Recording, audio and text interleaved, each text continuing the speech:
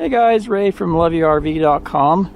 So spring is in full force and summer is on the way, and I know a lot of people might be out there shopping for RVs, especially used RVs, now that things are kind of getting back to normal and some of us can get out camping again. So I thought I'd come with this video. I wrote a post years ago about what to look for when you're buying a used RV, when you're inspecting it and stuff. So I thought I'd add a companion video to it. So this is going to be it. So if you're looking for an RV, these are some of the main things I'd go through and check over on it while I'm shopping. So first thing you want to do is get up on the roof and have a good inspection up there. Because if you've got major problems on the roof, just walk away. Worst thing on an RV is, like I say, leaks. So any indication of a leaky roof, I'd give up on it. Also, if it looks like you have to replace the roof, that can be a major cost. So a lot of them have ladders, but don't automatically trust the ladder. A lot of times they can have a cracked rung or something. Good idea to bring your own ladder so you can inspect the roof. If you're not limber, don't take a chance and injure yourself. Get someone who can get up there and have a look. At least someone, give them a video camera so they can get up there and show you what is going on up there. So let's go up and I'll show you what to look for. So there's all sorts of RV roofs. Mine's called a EDPM. It's a rubber type material. This is very common for trailers. A lot of motorhomes will have a fiberglass or a metal roof. And then a lot of them will be ones you can walk on. Mine has 3/8 board on it, so it's allowed to be walked on. Some of the other ones you can't actually walk on them, so you want to make sure you figure that out first. Generally, if they have a ladder on them, they're usually meant to be walked on. You can always just prop the ladder up and look. You want to go and look at the material. If it's fiberglass or metal, just look for any cracks or damage. If it's more of this type of rubber, you want to look at it. The whiter it is, the better, although some are now tan. But if it's nice and got a nice white to it, it means it still has quite a bit of its protective surface on it.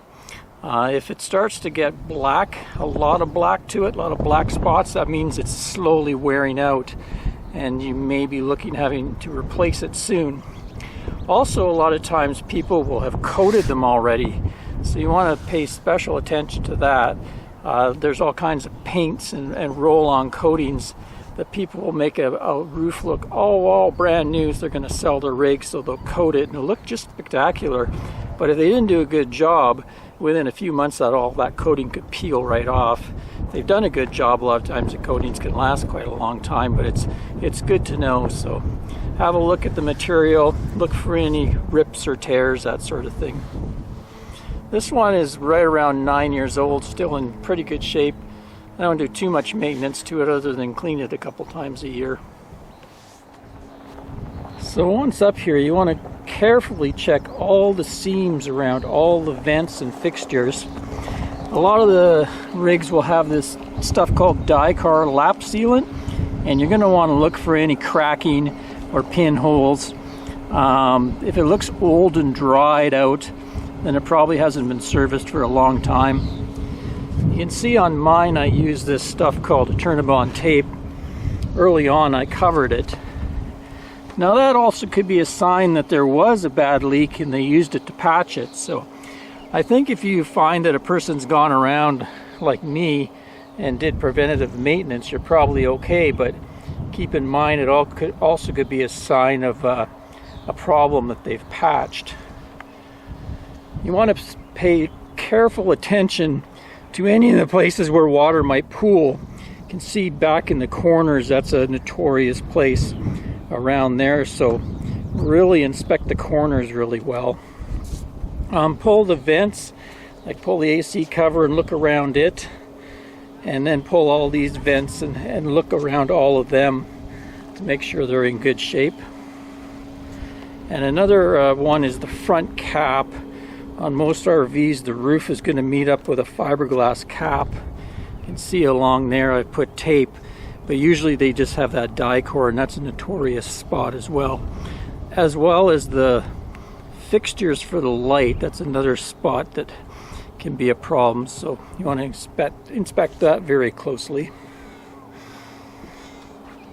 and then just walk all around it. What you're doing is you're feeling for a lot too much flex or soft spots, and if you find anything that kind of feels a little mushy, be really concerned about that. You might want to go around and tap on it and press on it and look for any mushy spots whatsoever, because they'll indicate that the water has gotten underneath and is starting to rot the wood. Once I've made sure the outside of the roof is looking good, the next thing I would do is come in and check the interior of the roof. Maybe pull some of these covers, the air conditioning cover, or some of the vent bezels. You can see the plastic that goes around the vent. Usually they just have a few screws, and you can bring them down, and then you can look inside the attic and just look for any moisture intrusion at all. Also, take a look at all the ceiling and look for any stains on the ceiling. So you can also, pull some of the other things like these little speaker covers. It all depends, how much the owner is willing to let you do. But if they aren't, then maybe it's an indication they're hiding something. Even these fixtures, you can actually pull them out pretty easy, a lot of the fixtures in RVs.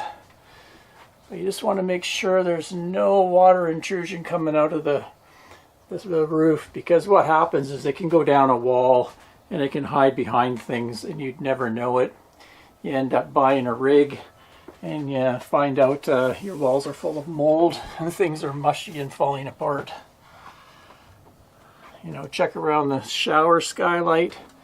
Anywhere at all, you're just looking for signs of leaks. Even if they're old leaks, you never know what kind of structural damage has been done. So you really want to pay attention to the roof. And then from there, go to the walls, same thing, look for any stains that might be hiding on the walls. They would be an indication. You can start to push and tap around, look for spongy spots. And really anywhere that there might be something hidden, like inside cupboards, you want to look inside them as well. A lot of times there'll be a place that you wouldn't think of, but you could end up with a stain. You buy the rig and later on you find out the whole wall is stained or the roof is falling apart. So look in every cabinet. Now that we feel the roof hasn't had any leak problems whatsoever, is in good shape, you want to go around the windows and check them. That's another potential leak spot. And you want, if you have any furniture like this, you're going to want to pull it out and look below it and see, get a leaky window. It could be having water go down and then it hits the floor and rots out your floor. So just go around all the windows, inspect them inside and out, make sure the seals are okay, bug screens are in working order, and then, like I say, check along the floor line for any leaks below the windows. It's also a good idea, if you have water handy, is to get a hose and spray down the roof and spray down all the windows really well, like soak them for 10 or 15 minutes, turn it off, and then kind of inspect and see if you got any drips or anything inside the rig.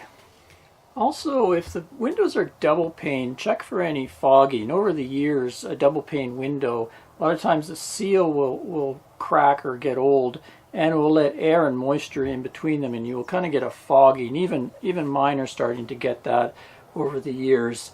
And sometimes it can be quite bad, and the only way is to really pull the window, replace it, or take it in and get it resealed. So it's a major expense. So if you got fogging in the windows, you might want to know about that, or you might be able to negotiate a better deal from the person you're buying it off of.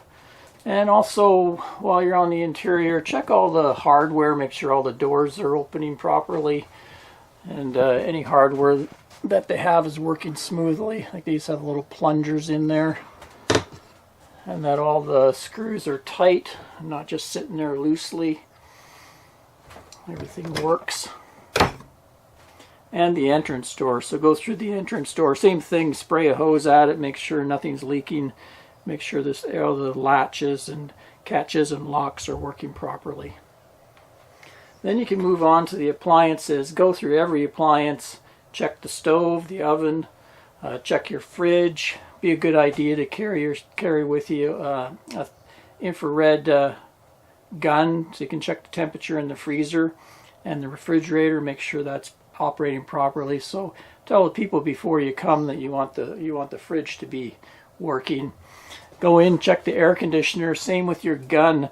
You should be able to aim it at ambient air somewhere, and the air coming out of there should be somewhere around 18 to 22 degrees Fahrenheit below the ambient temperature if it's cooling properly. Check any fans that might be installed in the vents. Make sure they're all working. Just go through all the different appliances and make sure they're functioning. Run them a while. Most rigs are going to have a propane, or at least they should have a propane detector, smoke detector, carbon monoxide detector. Make sure they're all in good shape and not out of date. And then you'll have usually some type of main circuit panel with your DC fuses. Just make sure nothing's blowing there. And then check the breakers, make sure nothing's popped. And you might want to actually push the breakers back and forth, make sure they're actually working and not all lazy. And you'll want to maybe feel along the breakers, make sure nothing's running hot in there. If you're more adventurous and you think you have the skill, or you have an electrician with you, you can actually pull the thing out and kind of have a peek at all the connections back there. Make sure nothing's come loose or starting to look overheated as far as the wiring goes. Check your entertainment systems, stereo, TV. Some rigs will have a cell booster and or even a Wi-Fi booster. You want to check those. Go through and check all the AC outlets. This is a non-contact tester, makes it kind of easy. Go on to the little small plug hole there. Should get it beeping off. The other two you shouldn't. You can buy other types of little testers as well. Just make sure they're all in working order. And of course, all the light fixtures, have a look at them. Maybe pull off the covers. Have a look inside, make sure they're not badly overheated or anything like that. Now we want to kind of get into the guts of the beast. So here's my furnace. There's a access cover, so you want to pull the covers, have a good look around in there, because that is another place that water damage can hide. Also look for any signs of rodents, because rodents can do a major deal to the RV. They can go in and chew on wires and cause all sorts of expensive damage, especially if they get into hidden areas that you can't get to very easily. So you want to have a good inspection. This is the furnace in mind, so you want to run up the furnace, make sure it's okay and working well. Even if it's summer, you want to check it. Also, a major one is the water heater. So have a good look around in there as well, because that's another source of leakage. And because it's warm, it's another place that rodents like to go in and hide. So don't be afraid to get in there and pull out the access panels. Have a good look around. And on the outside, pull off the access covers. Have a good look at the water heater. If it looks all rusted and super gungy and full of corrosion, you know it's maybe due to be replaced, hasn't been maintained. If it's clean, you're probably going to be in good shape, but test it anyway. Test it on propane and electric. Make sure it's heating water and working well. And your fridge. Now, fridges are super expensive, so you're going to want to make sure it looks nice and clean in there and that it's cooling really well. And then also peek up there, get your head in there with a powerful flashlight and look up into the vent. Make sure there's no birds' nests in there or nothing blocking it. And even if you can, pull the cover. Some of them go right up to the roof and they have a cover. Other ones will have a second vent cover a little bit higher that you can go in and inspect. Definitely going to want to crawl under the rig, so bring yourself a blanket or some type of pad or something so you can crawl under there. You want to check out the jacks, check out the underbelly, see if there's been any leaks coming, especially from the plumbing areas over there. See if you maybe have a cracked tank or something would show up, you know, with some nasty evidence of leaks. Go and look at your suspension and axles. Get an indication if there's anything broken or rusted out really badly underneath there. Check the propane lines, that sort of thing. Just give it a good inspection. It's worth the time. Check all the exterior lighting, make sure it's working, and then also run the jacks up and down all the way in and out. Make sure they have capable of full movement and that they're all working. Some will be hydraulic, mine are electric. A lot of motorhomes have automatic, but some of them even run off of air. So it's a major thing. It's a chronic issue with a lot of problems with jack issues. So make sure you inspect that really closely and run them in and out quite a few times. Make sure everything's working. Go through and check out all the outside hookups. You're going to want to check out your dump valves. I happen to have electric valves, but a lot of them have the push-pull rods, so make sure they're all running smoothly and actually dumping properly. It's a good idea to fill up the tanks and then drain them. Check your city water connection. Also check if it has a black flush. Make sure it's working and nothing's leaking anywhere. Sometimes you have the outside showers, so that's a good thing to check as well. Make sure they're both working. And a lot have the cable. You can maybe check that if you have cable handy. Make sure the hoses are all working and draining properly. And check your tires and your rims. Make sure there's no cracks or anything on the rims and the tires are in good shape.